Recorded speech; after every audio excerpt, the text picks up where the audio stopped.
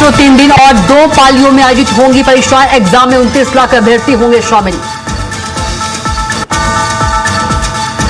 UP police अभ्यर्थियों के लिए सरकार का तोहफा 8, 9 और 10 जून को आधा होगा बस का किराया। सीएम योगी के निर्देश पर रोडवेज बसों में 50% किराया माफ।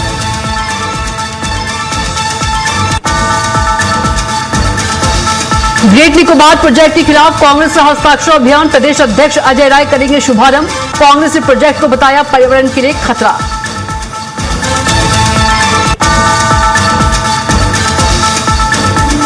पिथौरागढ़ में राज्यपाल गुरमीत सिंह ने की विकास कार्यों की समीक्षा। नवाचारों और योजनाओं के प्रचार प्रसार पर दिया जोर। जिलाधिकारी आशीष भट्टगाई ने दी विकास कार्यों की जानकारी।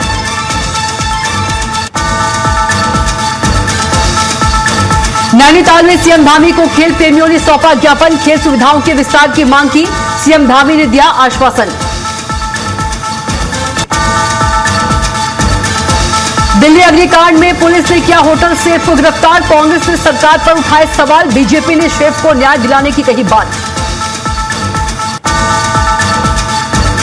नैनीताल के नलनी गांव में भालुओं ने फैलाई दहशत। कई दिनों से गांव और बगीचों में घूम रहे भालू। ग्रामीणों ने की वन विभाग से कार्रवाई की मांग।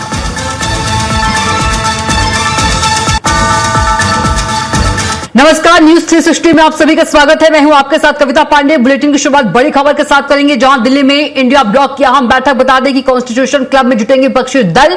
बैठक में शामिल होंगे अखिलेश यादव। लखनऊ से दिल्ली रवाना होंगे अखिलेश यादव। रामगोपाल यादव भी बता दें कि मौजूद रहेंगे। विपक्षी रणनीति पर महत्वपूर्ण चर्चा होगी।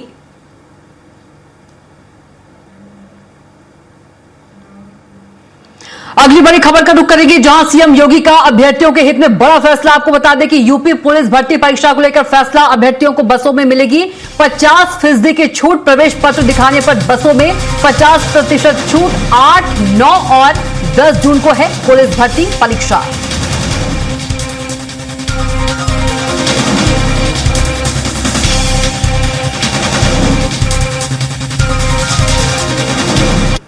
वहीं उत्तर प्रदेश पुलिस कांस्टेबल भर्ती परीक्षा आज से शुरू। बता दें कि रेलवे ने परीक्षार्थियों के लिए विशेष इंतजाम किए हैं। 7 से 10 जून तक बता दें कि स्पेशल ट्रेनें चलाई जाएंगी। लखनऊ और गोरखपुर रूट पर चलेंगी विशेष परीक्षा ट्रेनें।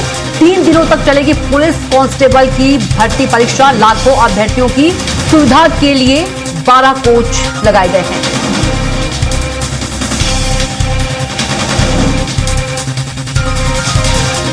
वहीं यूपी में पुलिस सिपाही भर्ती परीक्षा आज से शुरू हो रही है। परीक्षा 8, 9 और 10 जून को 2 पालियों में आयोजित की जाएगी, जिसमें करीब 29 लाख अभ्यर्थी शामिल होंगे।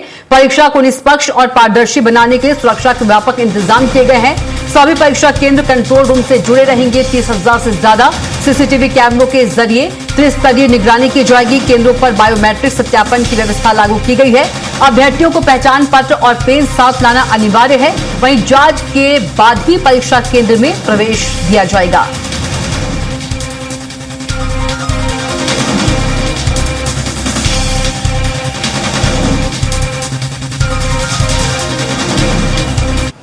वहीं सीएम योगी आदित्यनाथ ने प्रकृति और जीव जंतुओं पर लिखी ओपन लेटर। शहरी इलाकों से जुगनू गौरैया का गायब होना चिंताजनक बताया। आधुनिकता के साथ प्रकृति का संतुलन बनाए रखना बेहद जरूरी। सनातन परंपरा में हर जीव सृष्टि का अभिन्न अंग है। सरकारी प्रयासों से प्रदेश में बढ़े बाघ और तेंदुए जैव विविधता संरक्षण के लिए जनभागीदारी बहुत जरूरी है।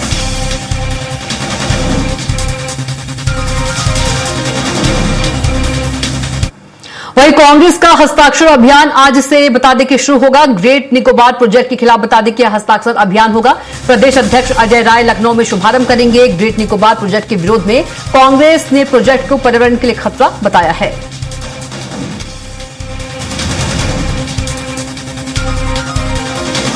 वहीं आगरा में पत्रकारों का राष्ट्रीय सम्मेलन। बता दें कि डिप्टी सीएम केशव प्रसाद मौर्य शामिल हुए। मीडिया लोकतंत्र का चौथा स्तंभ, भूमिका बेहद अहम। पत्रकारिता सिर्फ पेशा नहीं, राष्ट्र निर्माण का माध्यम है। मौर्य ने कहा, सरकार की कमियां उजागर करना मीडिया का अधिकार है। निष्पक्ष और स्वतंत्र पत्रकारिता से मजबूत होगा हमारा लोकतंत्र। वन नेशन वन इलेक्शन से विकास को गति मिलेगी।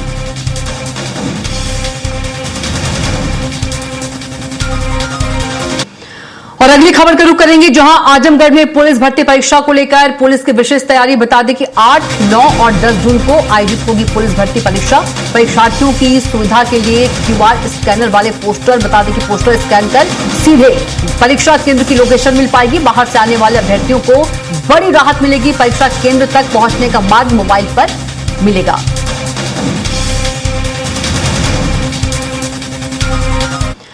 और अब खबर लखनऊ से है, जहां लखनऊ में आज नए मौसम विज्ञान केंद्र का ऐलान। बता दें कि सीएम योगी आदित्यनाथ कार्यक्रम की अगुवाई करेंगे। केंद्रीय मंत्री डॉक्टर जितेंद्र सिंह भी मौजूद रहेंगे। इंदिरा गांधी प्रतिष्ठान में कार्यक्रम का आयोजन होगा। MARS सभागार में कार्यक्रम होगा दोपहर 12 से 1 बजे तक। बता दें कि समारोह चलेगा। मौसम सेवाओं को बेहतर बनाने की दिशा में यह बड़ा कदम है। प्रदेश को मौसम की और भी सटीक जानकारी मिल पाएगी। वहीं हरदोई के कछौना थाना क्षेत्र में बदमाशों के हौसले बुलंद होते जा रहे हैं। नए मामले में डबल नहर पुलिया के पास बदमाशों ने लूटपाट की। ड्यूटी से घर लौट रहे युवक से आधा दर्जन बदमाश फिल्मी अंदाज में मोबाइल लूटकर फरार हो गए। फरियादी शैलेंद्र कुमार फैक्ट्री से काम करके घर जा रहा था। वहीं पुलिस ने युवक की शिकायत पर मामले की जांच शुरू कर दी है। फैक्ट्री से निकले थे, अभी हम जा रहे थे घर। रास्ते में फोन आ गया तो वही नहरिया पे डबल नहरिया बैठ बात किए। उतनी देर में 2 बाइक पे 6 लड़के 3-3 और एकदम झप्पा मार के मोबाइल लेके इधर गौसगंज रोड की तरफ जा चुके हैं। वहीं वृंदावन में प्रेमानंद महाराज को अपनी कॉमेडी और अदाओं से हंसाने वाले मशहूर टेडी बियर जॉनी और जोजो अचानक गायब हो गए। दोनों के लापता होने से उनके मालिक और कॉमेडियन राहुल मिश्रा परेशान हो गए और मामला पुलिस तक भी पहुंच चुका है। दरअसल राहुल मिश्रा परिक्रमा के दौरान ई रिक्शा में अपनी अटैची भूल गए थे, जिसमें दोनों टेडी बियर रखे थे। काफी तलाश के बाद भी सुराग नहीं मिलने पर पुलिस में शिकायत दर्ज कराई गई है। पुलिस और राहुल की खोजबीन के बाद 24 घंटे में अटैची बरामद हो गई है। अटैची में जॉनी और जोजो सुरक्षित मिले हैं, जिसके बाद सभी ने राहत की सांस ली है।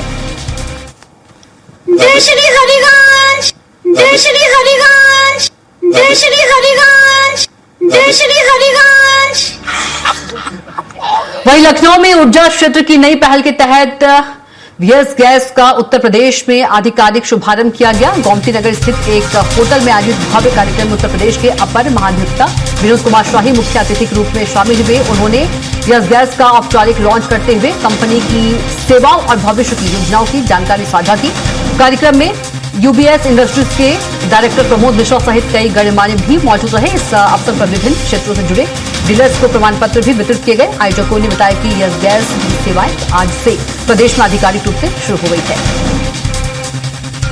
और ये आम जनता की मांगों को पूरा करेगा, ऐसा मेरा पूरा विश्वास है। और सबसे बड़ी बात, जैसा मैंने कहा है कि ये मुझे जब बताया गया है कि ये जो नॉर्मल आपके गैसेज आते हैं, सिलेंडर्स आते हैं, उसकी क्वांटिटी उससे ज़्यादा है। क्यों ऐसा है? और रेट आपने उससे कम रखा है। तो इस किल्लत के समय में अगर आप ये इसको क्वांटिटी ज़्यादा दे रहे हैं, रेट कम कर रहे हैं, यानी कि अपने मुनाफे को आप कटौती करके लोगों की सेवा कर रहे हैं, ये जज्बा अगर आपकी शुरुआत से है तो मैं इस चीज़ को बहुत बहुत इसका साधुवाद करता हूँ। वहीं बांदौर जिले के देहात कोतवाली क्षेत्र के गुरे गांव में एक दिल दहला देने वाली घटना सामने आई है। शराब के नशे में धूत 45 वर्षीय पप्पू अपनी 75 वर्षीय मां के पास पहुंचा और शराब पीने के लिए पैसे मांगने लगा। मां द्वारा पैसे देने से इनकार करने पर उसने गुस्से में अपनी मां को जोर से धक्का दे दिया। धक्का लगने से बुजुर्ग महिला जमीन पर गिर गई, जिससे उसकी मौत हो गई। सूचना मिलने पर पुलिस मौके पर पहुंची और शव को पोस्टमार्टम के लिए भेज दिया। पुलिस ने आरोपी बेटे को हिरासत में लेकर मामले की जांच शुरू कर दी है। जनपद बांदा के थाना कोतवाली देहात से सूचना प्राप्त हुई कि एक व्यक्ति जो कि शराब के नशे में था, वो अपनी मां से शराब के लिए पैसे मांगने के लिए बहस कर रहा था। इसी बहस के दौरान उसने अपनी 75 साल की वृद्ध मां को धक्का दे दिया और उसकी मां की मौके पर ही मृत्यु हो गई। इस मामले में समीचीन धाराओं में अभियोग पंजीकृत कर लिया गया है और अभियुक्त को भी हिरासत में ले लिया गया और माननीय न्यायालय के समक्ष उसे प्रस्तुत किया जा रहा है। आगे की विधिक कार्रवाई प्रचलित है।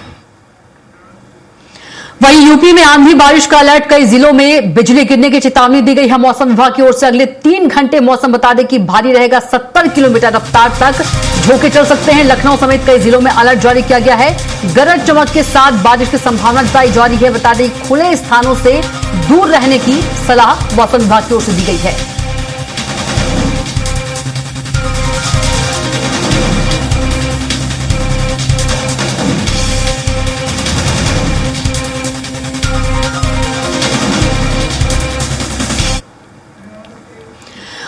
खबर पिथौरागढ़ से है, जहां पिथौरागढ़ में राज्यपाल गुरमीत सिंह ने मुनस्यारी में विकास और प्रशासनिक कार्यों की समीक्षा की है। जिलाधिकारी ने विभिन्न योजनाओं, सड़क परियोजनाओं समेत कैलाश यात्रा, पर्यटन विकास और वाइब्रेंट विलेज योजना की प्रगति की जानकारी दी है। वहीं राज्यपाल ने नवाचारों और योजनाओं की सफलता की कहानियों के प्रचार प्रसार पर जोर दिया है। उन्होंने विकास कार्यों की व्यवस्थित अभिलेखीकरण और तुलनात्मक आकलन की आवश्यकता बताई। इससे पूर्व राज्यपाल ने आईटीबीपी के जवानों से संवाद कर उनके साहस, समर्पण और राष्ट्र सेवा की सराहना की है। माता की वहीं नैनीताल की डीएसए मैदान और खेल सुविधाओं को लेकर खेल प्रेमियों ने मुख्यमंत्री पुष्कर सिंह धामी के सामने नाराजगी जाहिर की। मुख्यमंत्री धामी के नैनीताल दौरे के दौरान पूर्व ओलंपिक संघ अध्यक्ष निर्माण मुखर्जी ने ज्ञापन सौंपकर फ्लैट्स मैदान में सुविधाओं को विस्तार से मांग की है। उन्होंने कहा कि जिमखाना के मैदान और पवेलियन पर कब्जे से बॉक्सिंग सहित कई खेल प्रभावित हो रहे हैं। खिलाड़ियों को जरूरी संसाधन नहीं मिल पा रहे हैं। खेल प्रेमियों ने मुख्यमंत्री को उनकी घोषणा भी याद दिलाई, जिसमें मैदान का संचालन सरकार की ओर से किए जाने की बात कही गई थी। वहीं मुख्यमंत्री ने जल्द कार्रवाई कर खिलाड़ियों को बेहतर सुविधाएं उपलब्ध कराने का भरोसा दिलाया है। हाँ, उन्होंने घोषणा की थी, लेकिन जाने ये डीएसए और इनका स्पोर्ट्स डिपार्टमेंट का क्या चक्कर है, हमको समझ में नहीं आता है। नुकसान हो रहा है कि प्लेयर्स को नुकसान हो रहा है इससे। कम से कम नहीं तो 200 बॉक्सर्स को नुकसान है। बॉक्सर्स को ही क्या, बाकी खिलाड़ियों को भी नुकसान है। एक ही यहाँ प्लेग्राउंड है जिसके ऊपर की सारे नैनीताल के बच्चे जो है खेलते हैं। और अब हम मांग करते हैं कि कम से कम नहीं तो बॉक्सिंग एरिना के लिए लगाने के लिए एक जगह हमको यहाँ पर दी जाए। और अब खबर हल्द्वानी से है, जहां हल्द्वानी में कांग्रेस के वरिष्ठ नेता प्रीतम सिंह ने बढ़ती महंगाई और भ्रष्टाचार को लेकर केंद्र सरकार पर तीखा हमला बोला है। उन्होंने आरोप लगाया कि सरकार जनता की समस्याओं की जगह चुनाव पर ध्यान दे रही है। देश में महंगाई लगातार बढ़ रही है, इसका सीधा असर आम लोगों की जेब पर पड़ रहा है। राहुल गांधी ने पहले ही महंगाई बढ़ने की आशंका जताई थी, जिसे सरकार ने नजरअंदाज कर दिया। देश में भ्रष्टाचार चरम पर है, बिना लेन देन के काम नहीं हो रहे। सरकार को महंगाई पर नियंत्रण के लिए ठोस कदम उठाने चाहिए। और ईरान युद्ध जो है जब चल रहा था, उसके बाद चुनाव हुआ, इसमें सरकार ने कोई ध्यान नहीं दिया। और राहुल गांधी ने उस समय ही कहा था कि महंगाई भी बढ़ेगी और आर्थिक सुनामी भी आएगी, लेकिन सरकार नहीं चेती। और चुनाव समाप्त होने के बाद, चुनाव जीतने के बाद देश के प्रधानमंत्री कहते हैं कि तेल भी कम इस्तेमाल करो। देश के प्रधानमंत्री कहते हैं कि जो पेट्रोल डीजल है उसको भी कम इस्तेमाल करो। और तो और उन्होंने कहा 1 साल तक सोना भी मत खरीदो, यानी कि 1 साल तक हिंदुस्तान के अंदर जो है जो शादी विवाह है वो भी संपन्न नहीं हो पाएंगे। तो ये हालत है, सरकार को इन तमाम चीजों से कोई सरोकार नहीं है। वहीं दिल्ली अग्निकांड के बाद होटल में शेफ के तौर पर काम करने वाले उत्तराखंड निवासी केशव नेगी को पुलिस ने गिरफ्तार कर लिया है। कांग्रेस प्रदेश अध्यक्ष गणेश गोदियाल ने गिरफ्तारी पर सवाल उठाते हुए कहा कि हादसा जितना दुखद था, उससे कहीं ज्यादा पीड़ादायक सरकार की कार्रवाई है। अपनी जिम्मेदारी से बचने के लिए कर्मचारियों को निशाना बनाया जा रहा है। केशव नेगी को तत्काल रिहा किया जाना चाहिए। वहीं पूर्व मुख्यमंत्री त्रिवेंद्र सिंह रावत ने कहा कि दिल्ली पुलिस के वरिष्ठ अधिकारियों से बात की गई है। उन्होंने भरोसा दिलाया है कि केशव नेगी को न्याय दिलाने के लिए हर संभव प्रयास किए जाएंगे।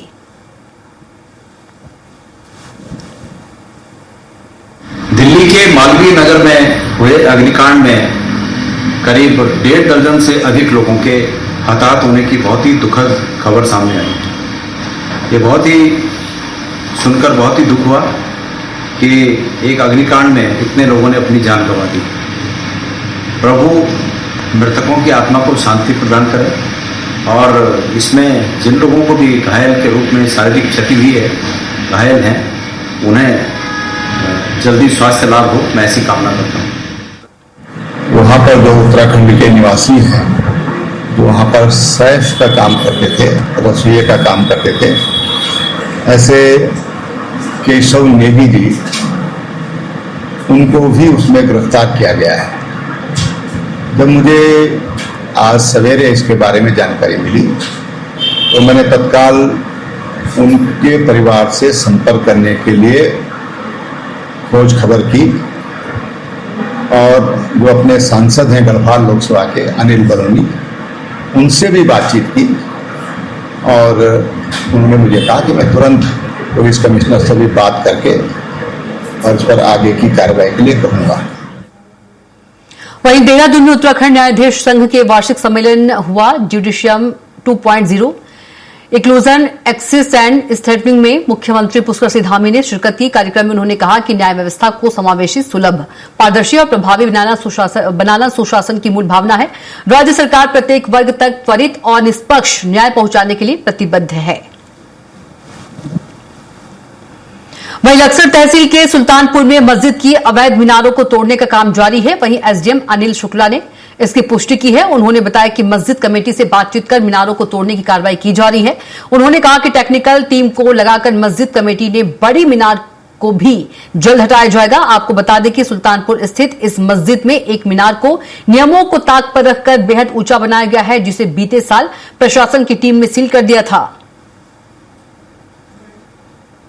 उससे हमारी बात हुई और मैंने पूछा उनसे कि आपकी मस्जिद जो है इतनी ऊंची हो गई है, उत्तराखंड में सबसे ऊंची मस्जिद का इसको तमगा मिला हुआ है, आप इसकी ऊंचाई कम कर रहे हैं कि नहीं? उन्होंने कहा नहीं, मैं ऊंचाई कम कर रहा हूँ और इसी के देखने के नीयत से मैं गया था कि उनके द्वारा जो है वहाँ पर पुनः जो है उसको तोड़ की कार्रवाई खुद ही सुरक्षा से की गई। वहीं पिथौरागढ़ के गंगोली हाट में उत्तराखंड एकता मंच ने पर्वतीय क्षेत्रों में संविधान की 5वीं अनुसूची लागू करने और ट्राइब स्टेटस की मांग को लेकर प्रदेशव्यापी जन जागरण अभियान की शुरुआत की। यह अभियान 4 जून से 24 जून 2026 तक चलेगा, जिसका नेतृत्व अनु बिष्ट कर रहे हैं। कार्यक्रम में बताया गया कि अभियान का उद्देश्य जल, जंगल, जमीन, स्थानीय अधिकार, संस्कृति, रोजगार और पर्यावरण संरक्षण जैसे मुद्दों पर लोगों को जागरूक करना है। मंच का मानना है कि 5वीं अनुसूची लागू होने से स्थानीय भागीदारी बढ़ेगी, पलायन पर रोक लगेगी और रोजगार के अवसर सृजित होंगे। सामाजिक कार्यकर्ताओं ने जनप्रतिनिधियों, युवाओं और महिलाओं से अभियान में सक्रिय भागीदारी की अपील की है। वहीं रामनगर में बीते दिनों कलश यात्रा के दौरान हुई लाखों रुपए की सोने की चेन चोरी की घटना खुलासा नहीं होने से व्यापारियों और पीड़ित परिवारों में भारी नाराजगी है। वहीं इस मामले को लेकर व्यापारियों और पीड़ित परिवारों की एक बैठक आयोजित की गई। वहीं बैठक में पुलिस की कार्यप्रणाली पर सवाल उठाए गए और घटना के शीघ्र खुलासे की मांग की गई। आपको बता दें कि कलश यात्रा के दौरान अज्ञात चोरों ने भीड़ का फायदा उठाकर 4 महिलाओं के गले से लाखों रुपए की सोने की चेन चोरी कर ली थी। उस दौरान कुछ लोगों की जेब पर चोरों ने हाथ साफ कर दिया था। इधर बैठक की सूचना मिलने पर कोतवाली प्रभारी निरीक्षक मौके पर पहुंच गए। उन्होंने पीड़ित परिवारों से बात कर भरोसा दिलाया कि पुलिस विभिन्न पहलुओं पर जांच कर रही है। चैन स्नैचिंग की घटना को काफी समय हो गया, कोतवाली द्वारा इसका अभी तक खुलासा नहीं किया गया था। इसे लेकर व्यापारियों में रोष था, तो आज कोतवाल साहब के आग्रह पर और व्यापारियों के आग्रह पर एक शांति वार्ता यहाँ पे हुई है, जिसमें कोतवाल साहब ने हमें आश्वासन दिया है कि बहुत जल्द इस चोरी की घटना का खुलासा किया जाएगा। साथ ही सभी व्यापारियों ने बाजार में गश्त बढ़ाने के लिए, बाजार में छोटी मोटी घटनाएं, चोरी की घटनाएं आम दिन मतलब रोज ही हो रही है लगभग छोटी, तो उसको लेकर भी कोतवाल साहब ने हमें आश्वस्त किया है कि यहाँ पे गश्त बढ़ाई जाएगी। वहीं नैनीताल के कैची धाम का 15 जून को स्थापना दिवस मनाया जाएगा, जिसके चलते अभी से ही भीड़ मैनेजमेंट की तैयारियां होने लगी है। वहीं बाबा नीम करोड़ी के स्थापना दिवस के लिए पुलिस ने अभी से कमर कस ली है। वहीं यातायात डायवर्जन को लेकर अधिकारियों को निर्देश दिए गए हैं। हालांकि भीड़ का मैनेजमेंट करना पुलिस के लिए बड़ी चुनौती बन रही है। दरअसल नैनीताल के बाबा नीम करोड़ी के स्थापना दिवस पर 2 लाख श्रद्धालुओं के आने की संभावना है। वहीं शटल सेवा से ही कैची धाम श्रद्धालुओं को भेजा जाएगा। वहीं इस दौरान बाइक पर पूरी तरह से रोक रहेगी। हालांकि अभी मंदिर प्रबंधन के साथ बैठक प्रशासन की होगी, तो स्थानीय हितधारकों से भी जानकारी ली जाएगी।